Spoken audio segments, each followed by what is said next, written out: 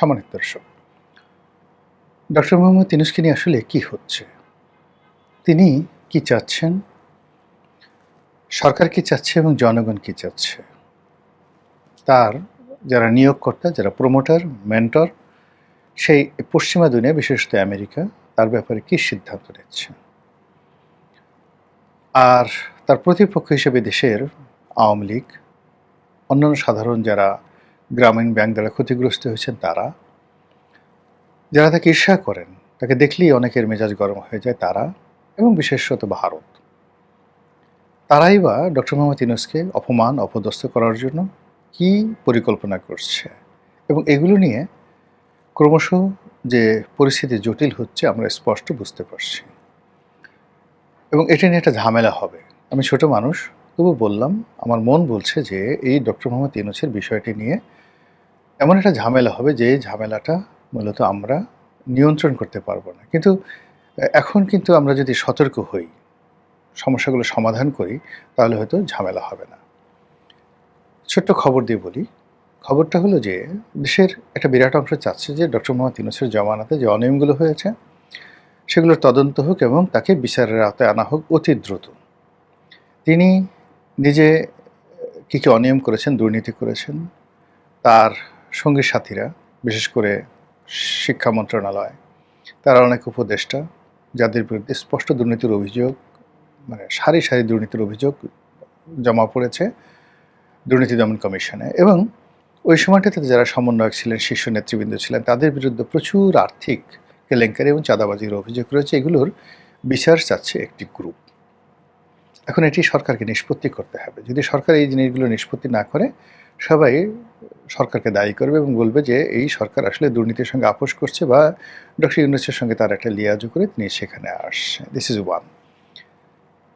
Second যে বিষয়টি, সেটি হলো ডক্টর মোহাম্মদ ইউনূস বিদায়ের কালে নিজেকে হঠাৎ করে ভিভিআইপি ঘোষণা করে আগামী ১ বছর তিনি রাষ্ট্রের সর্বোচ্চ যে নিরাপত্তা এসএসএফ, সেই এসএসএফ সুবিধা ভোগ করবেন, এবং এই ভোগ করতে এসএসএফের তাকে প্রোটোকল দিতে টোটাল কয়টি গাড়ি লাগবে, কজন কর্মকর্তা সেখানে থাকবেন, এবং এতে রাষ্ট্রের কত টাকা খরচ যাবে এবং এই টাকা কে দেবে, এটা আমরা জানি না।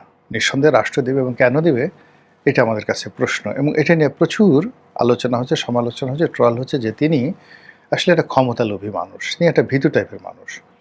তিনি যদি এত ভালো কাজ করতেন তার প্রোটোকল লাগবে কেন? তার একটা আত্মবিশ্বাস থাকবে ওই পর্যায়ে। তিনি ক্ষমতা থেকে ত্যাগ করে সোজা রাস্তা দিয়ে হেঁটে হেঁটে চলে যাবেন অন্য দেশের যে সকল জনপ্রিয় প্রধানমন্ত্রীর মতো। তা না করে এখন তাকে প্রোটোকল নিয়ে ঘোরাফেরা করতে হবে, চলাফেরা করতে হবে, এসএসএফ নিয়ে চলাফেরা করতে হবে। এই মানসিকতাটা কেউ পছন্দ করছে না। এখন সমস্যা হলো যে তিনি এই যে ঘোষণাটা দিয়েছেন, এটার আইনগত ভিত্তি কী আছে? এটা কিভাবে সার্কুলার হয়েছে? আমাদের দেশে সাধারণত বিজি প্রেস থেকে এই ধরনের সার্কুলার যে সার্কুলার হয়, সেই সার্কুলার প্রিন্টেড হয়। এখন ডক্টর মোহাম্মদ ইউনূসের এই যে ঘোষণা, যেটা বিজি প্রেস থেকে সার্কুলার হবে, সেটা খুঁজে পাওয়া যাচ্ছে না। সত্য মিথ্যা আমরা কিছু জানি না, কিন্তু এই কথা সামাজিক মাধ্যমে ভাসছে এবং বিভিন্ন মানুষ এটাকে নিয়ে ট্রল করছে যে নিজেকে নিজে ভিআইপি ঘোষণা করছে, নিজেকে নিজের প্রোটেকশন দিচ্ছে। তাহলে তার আর শেখ হাসিনার মধ্যে পার্থক্য রইল কি? শেখ হাসিনা গণভবন লিখে নিয়েছিলেন, তার পরিবার পরিজনের জন্য আজীবন সেই নিরাপত্তা, বঙ্গবন্ধুর নাতিপুতিরাও পর্যন্ত নিরাপত্তা পাবে। তো এই কাজগুলো তিনি করেছেন, সেই কাজ যদি ডক্টর মোহাম্মদ ইউনূস করেন, তাহলে তো শেখ হাসিনার মধ্যে তার কোনো বেসিক পরিবর্তন রইল না। এগুলো নিয়ে মানুষ সমালোচনা করছে, এটার একটা বিহিত করা দরকার। এর মধ্যে হঠাৎ করে খবর ছড়িয়ে পড়ল যে তার যে ভিআইপি প্রোটোকল, এই ভিআইপি প্রোটোকল ১ বছরের জায়গাতে এটা সরকার কমিয়ে ৬ মাস করেছে। এটি নিয়ে খুব তোলপাড়, বিভিন্ন পক্ষ। এখন কি হবে? আগস্ট মাসের পর তো সে আর রাস্তায় বেরোতে পারবে না, তাকে লোকজন যে কোনো সময় আক্রমণ করতে পারে, ইত্যাদি ইত্যাদি। এবং সঙ্গতির কারণে এমনভাবে এটা নিয়ে ট্রল হচ্ছিল, আলোচনা হচ্ছিল, এটা সত্য মিথ্যা ডাজ নট ম্যাটার, কিন্তু এতে করে ডক্টর মোহাম্মদ ইউনূস এবং তার যে সঙ্গী সাথী রয়েছেন তাদের মধ্যে মারাত্মক আতঙ্ক ছড়িয়ে পড়ে।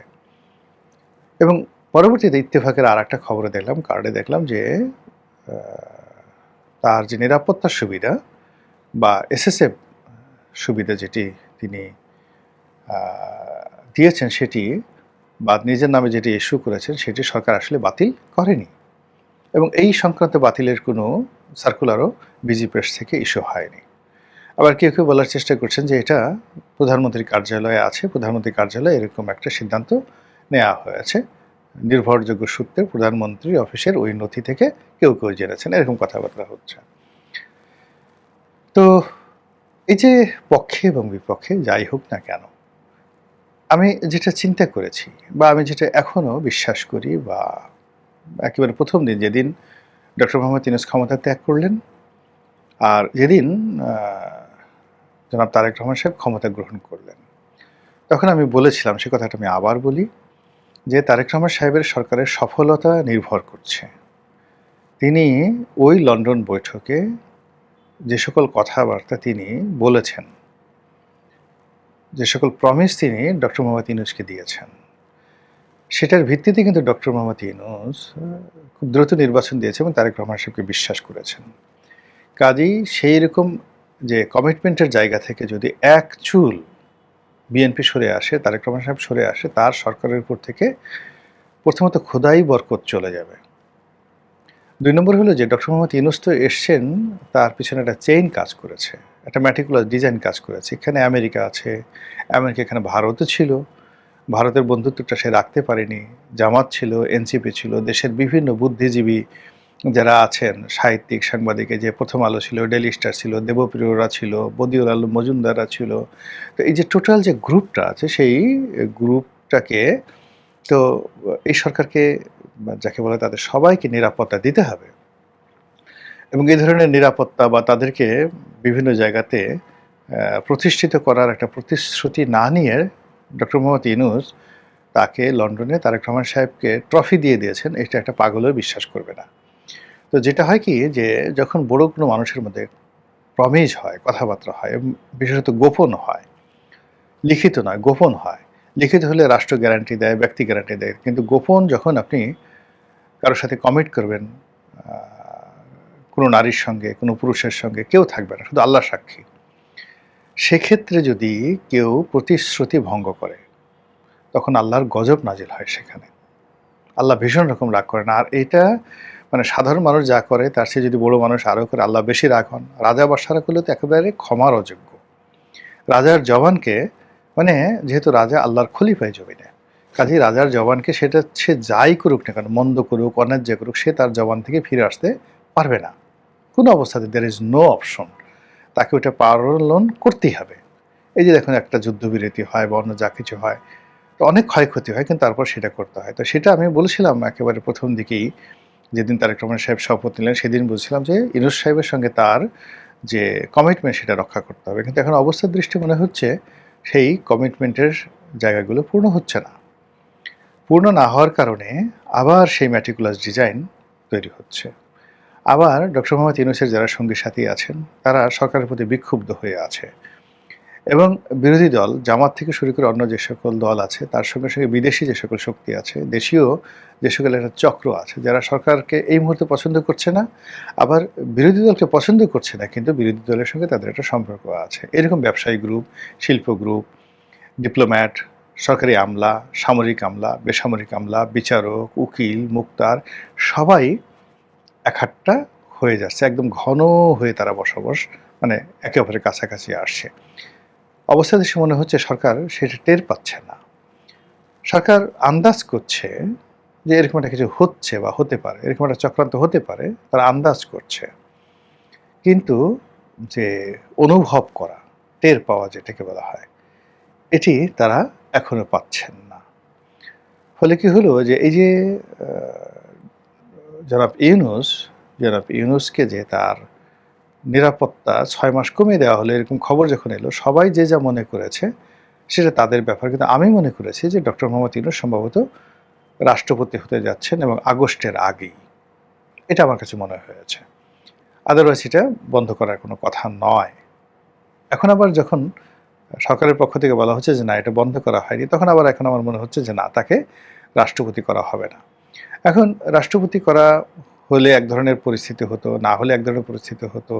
জুলাই সনদ বাস্তবায়ন করলে এক ধরনের পরিস্থিতি হবে, না করলে এক ধরনের পরিস্থিতি হবে, মানে এটা হোয়াট এভার মেবি, এটা আমাদেরকে মেনে নিতে হবে, বিএনপিকে মেনে নিতে হবে। কিন্তু বিএনপিকে যেটা করতে হবে সেটা হলো তার সঙ্গে যাদের যে কমিটমেন্ট ছিল সেই হকগুলো তাকে আদায় করতে হবে, আদারওয়াইজ তার কাজে তিনি মানে তারা বরকত পাবে না। তো সেই দিক থেকে জামাতের সাথে হয়তো তাদের একটা নেগোসিয়েশন ছিল, সেটা লন্ডনে হয়েছে। জামাতের আমির একাধিকবার বৈঠক করেছেন। আবার প্রধানমন্ত্রী হওয়ার পর শপথ গ্রহণের আগে তিনি জামাতের আমিরের বাসায় গেছেন, এনসিপির নাহিদ ইসলামের বাসায় গেছেন। সেখানে তো আসলে এমনি এমনি যাননি। একটা বাঘ কখন গাছে ওঠে, সে তো সহজে গাছে ওঠে না। তো যখন বুঝতে হবে যে তারেক রহমান সাহেব তিনি জামাতের আমিরের বাসায় গেছেন, এটা এক তো সহজ বিষয় নয়। আবার তার দপ্তরে জামাতের আমিরকে তিনি নিমন্ত্রণ করেছেন, ডাকছেন। তো এই ছবি আবার আসছে পার্লামেন্ট হাউসে। এগুলো এমনি এমনি না, এগুলোর পেছনে নিঃসন্দেহে জামাতের সঙ্গে বিএনপির একটা সমঝোতা আছে, কথা আছে, বার্তা আছে। কিন্তু এগুলো মান্য করতে হবে, সম্মান দেখাতে হবে এবং এইগুলো অক্ষরে অক্ষরে পালন করতে হবে। আদারওয়াইজ সরকার এই যে এখন দুর্বল মুহূর্তে আছে, এই দুর্বল মুহূর্তে তার প্রতিপক্ষরা তাকে আঘাত হানবে এবং সামনে আরও দুর্বল পরিস্থিতি তৈরি করে ফেলবে এই দল। এবং এর সঙ্গে যদি যারা বিতাড়িত শক্তি, সেই আপনি তাদেরকে ফ্যাসিবাদ বলেন, তাদেরকে স্বৈরাচার বলেন, আর যা কিছুই বলেন, গালাগালি করতে পারেন, কিন্তু তারা তো একটা শক্তি, they have a power, monetary পাওয়ার, তারপরে ইন্টেলেকচুয়াল পাওয়ার, আরও অনেক কিছু। তো সেই পাওয়ারগুলো যখন এই ডক্টর মোহাম্মদ ইউনূসের সঙ্গে মিলে যাবে, জামাতের সঙ্গে মিলে যাবে, তখন আসলে সরকারের দুই চোখে ধোঁয়া দেখা ছাড়ার কোনো উপায় থাকবে না। তো কাজে আমার কাছে মনে হচ্ছে যে ডক্টর মোহাম্মদ ইউনূসের বিষয়টি সরকার চুপ থাকলে হবে না, তাকে টু দি পয়েন্টে এই সমস্যার সমাধান করতে হবে। সবচেয়ে ভালো জিনিস হলো যে গোপনে যে সকল কথাবার্তা হয়েছে সেগুলো অনুসরণ করা। আর মন্দের ভালো হলো কেন তারা এই কাজটি করতে পারবে না, তাদের বলা উচিত প্রকাশ্যে যে হ্যাঁ, আমাদের তাদের সঙ্গে এই চুক্তি হয়েছিল, বিএনপির জামাতের সঙ্গে, তারপর এনসিপির সঙ্গে, ডক্টর মোহাম্মদ ইউনূসের সঙ্গে, ইভেন আমেরিকার সঙ্গে। কিন্তু আমি এখন ক্ষমতায় বসার পরে আমার কাছে মনে হয়েছে যে আমি এই কাজগুলো করলে এই দেশের ক্ষতি হবে, সরকারের ক্ষতি হবে, রাষ্ট্রের ক্ষতি হবে, জনগণের ক্ষতি হবে, যেটি আমি মরে গেলেও করতে পারবো না। আপনারা যদি আমার সঙ্গে থাকেন আমি থাকবো, নাহলে আমি পদত্যাগ করব। আর এই কাজের জন্য তিনি যদি বিরোধী দল বাড়াবাড়ি করে, তিনি একটা গণভোটে চলে যেতে পারেন, যে হানা ভোটে চলে যেতে পারেন। তো এরকমভাবে অনেকগুলো ওয়ে আছে। তো সেই ওয়েগুলো না করে যখনই শুধু চুপ থাকা হয়, তখনই তলে তলে পর্দার আড়ালে গুপ্তভাবে অনেক চক্রান্ত দানা বাঁধে এবং সেই প্রাসাদ ষড়যন্ত্রে এই পৃথিবীর অনেক কিছু তছনছ হয়েছে। আল্লাহ আমাদেরকে সেই তছনছ হওয়া থেকে রক্ষা করুন, হেফাজত করুন। আসসালামু আলাইকুম ওয়া রাহমাতুল্লাহি ওয়া বারাকাতুহু।